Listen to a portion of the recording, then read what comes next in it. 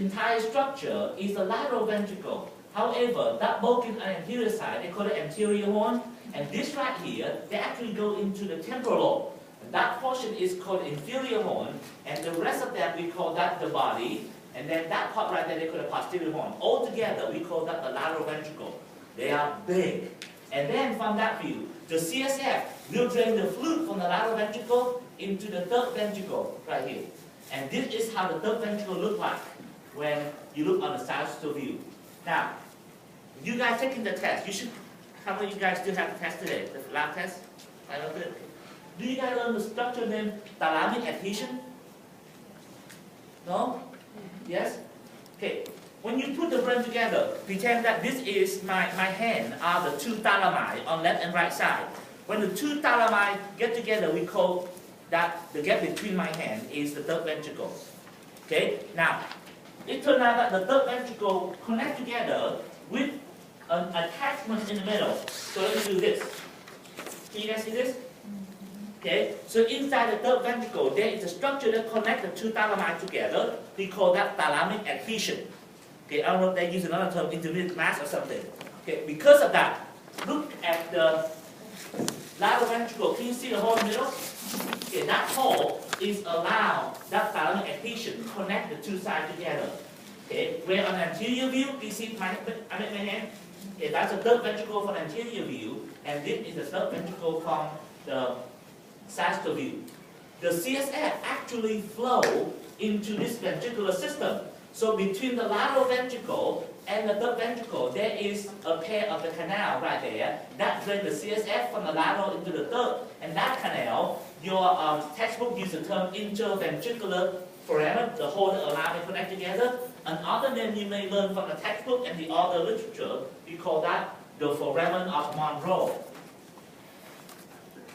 Okay, which is another name for interventricular foramen.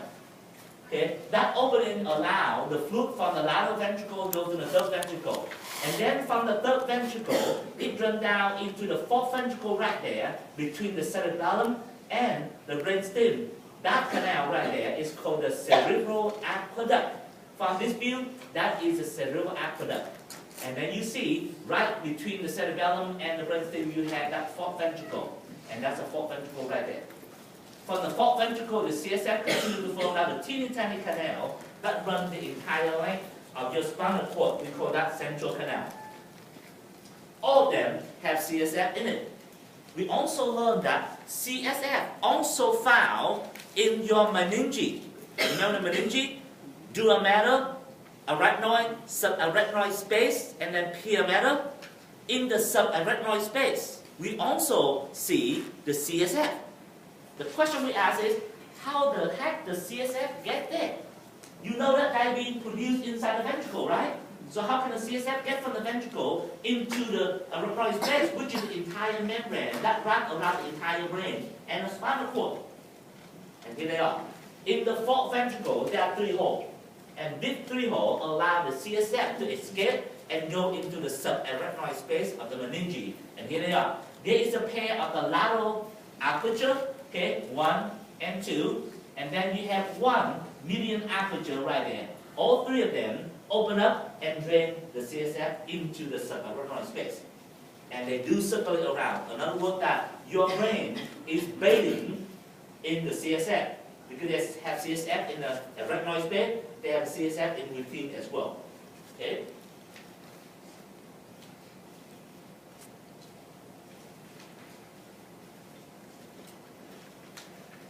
As I mentioned that we may not have a lot of time to go the rest of them, but we try to get into the telencephalon. The major structure that makes up telencephalon is cerebrum, the biggest portion of your brain, right? And then you also learn that cerebrum divides into three major components. The cortex, the white matter or the tract, and then the basal ganglia. And now we are about to enter that structure. The cerebrum is a major part, roughly take up 83% of your entire the brain mass. Okay, you learned this from the lab already. The surface of your brain is not smooth. The rat do have a smooth surface brain, but human we have wrinkle. We don't call them wrinkle. We call them gyri or sulci. We call them gyrus or sulcus, plural or single. What does that mean? We have hump. When you look on the brain, the groove, we call that sulcus, single, sulci, plural. And then all the hump, we call them gyrus or gyri. I always remember them as the mountain and the valley. Okay, the valley, sulci, the mountain, the gyri. Are you with me?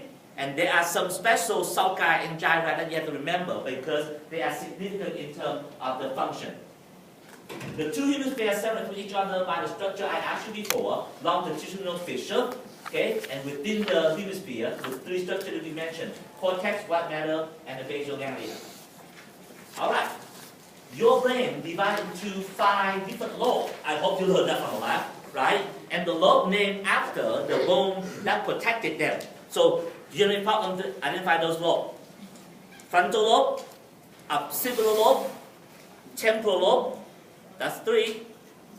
Parietal lobe, covered by parietal bone, that's 4. The 5th one is the one that you don't see them obviously. It's known as the oldest portion of the brain. Okay, in order to see them, you have to peel up. Anybody know the feature that separates the temporal lobe from the parietal lobe? Little crack right here, inside your brain. Can you learn that? Lateral temporal fissure or lateral temporal sulcus? Right? This line right here. Let me see the brain. Right here. That line. Okay, separate the temporal lobe from the parietal lobe. In order to see the 5th lobe, we call insula. Okay, we have to peel that up. I think they have the picture of that. When they open it up, it's show you. Here we go. You see, they have to pull away, and you see the area that's inside. That is the insula, the oldest of the 5. The temporal lobe, the parietal lobe, or different lobe.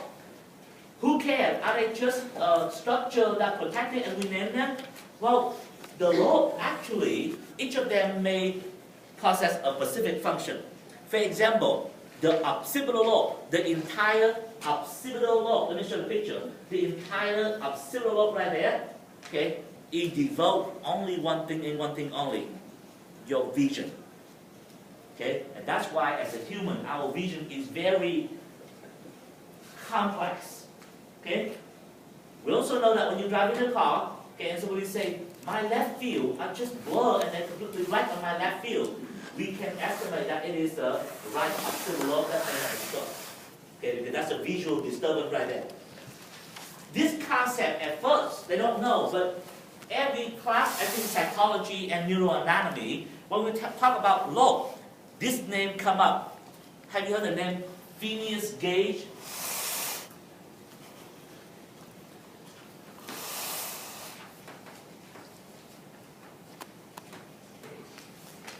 Okay, that's the name of a man who used to work for the railroad department way in the early 1900s. Okay, and his job is this long time ago, we have to build the track. And sometimes you have to use a dynamite to blow up the rock so that you can light the track through the mountain. Okay, he accidentally blew up a rock, a dynamite. And then one of the middle rock about bigger than this, bigger than my thumb, about that long. Okay, that rock penetrates into his skull from this direction and exits through his skull, another go like this, across his brain. It takes out almost his entire frontal lobe. And this is the very early 1900. You know that medicine that time is not that great. Miraculously, he survived. Okay, unless he's able to see inside his brain or the skull, you see that he's missing most of his frontal lobe. Otherwise, he appears normally, function normally. It is his wife that noticed the major difference between him before and after the accident. Before, he's a very pleasant people, nice guy, everything. After the accident, he becomes very aggressive.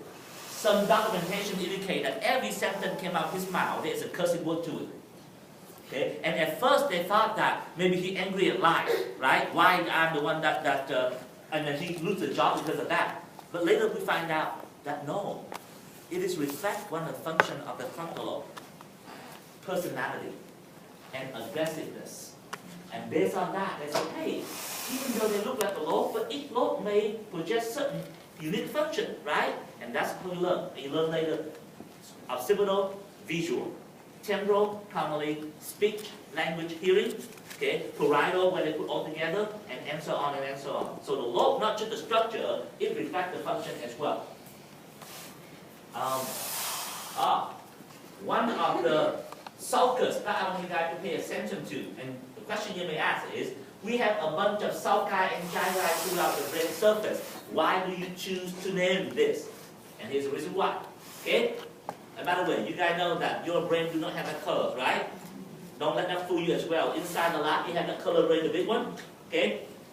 Can you see that groove right there? Okay, it's easy because there's different color on either side. That groove is called the central sulcus. It runs from temporal to temporal like this. Okay? That groove, like a valley, runs between the two mountains. What are the two mountains? Right here. Anterior to it and posterior to that. You guys see that? The anterior mountain, we call that pre-central gyrus. The mountain located posterior that we call that post-central gyrus. They say, okay, cool. Why? Why this guy has special name? And you learn later. There's a reason why. There is distinct function different between those two gyri, separated by the central sulcus.